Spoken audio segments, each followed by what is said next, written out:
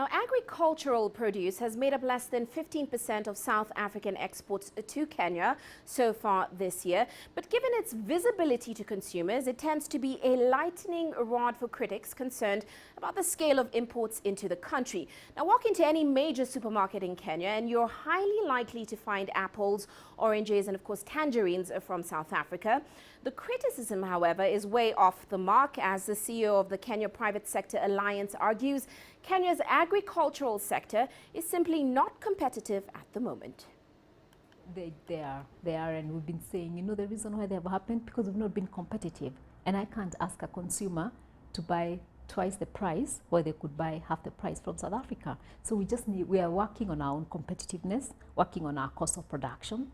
And if you notice our language, mostly in Kepsana, we don't talk about cost of living. We talk about cost to live, because we need to add everything that leads to that tangerine being 20 shillings more than the South African one.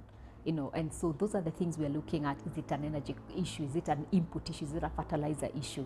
Is it is it a logistic issue? So those are the things that we're trying to address, so that when you go to the market, you decide, if I'm going to buy a South African tangerine, it's going to cost me 20 more than Kenyan. Right now it's the opposite. And so hopefully in a couple, not too long, we'll address a lot of that, and we're in the process of addressing a lot of that, mostly in manufacturing and agriculture.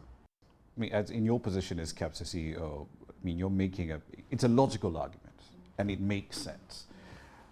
But you're running against the tide of a lot of so-called faux patriotism and a lot of populism, and guys will say, no, but this is a Kenyan thing. We have to buy Kenyan products and build a Kenyan economy.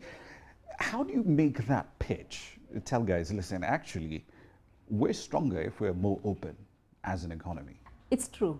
But from where I sit, I've realized Kenyans are not always that patriotic when it comes to, they make economic choices. A lot of the countries, you'll find that, I'll buy this because it's American. It will cost me a little more, but it's American.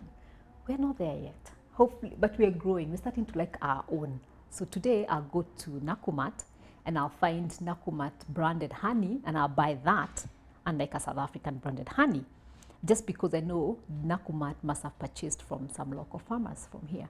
So it's starting to get there. And you notice now with the Nakumats starting to do such, the products are becoming cheaper. The blue label products. And so that's a journey we are walking. I think at times we want to sprint before we can jog.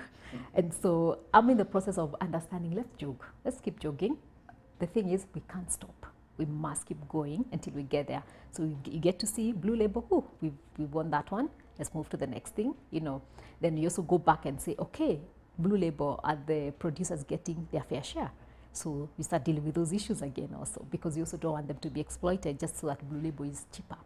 Yeah. So it's a continuous journey. But I think we'll get there. South Africa, Israel, and others are ahead of us when it came to such produce. But I think we'll get there.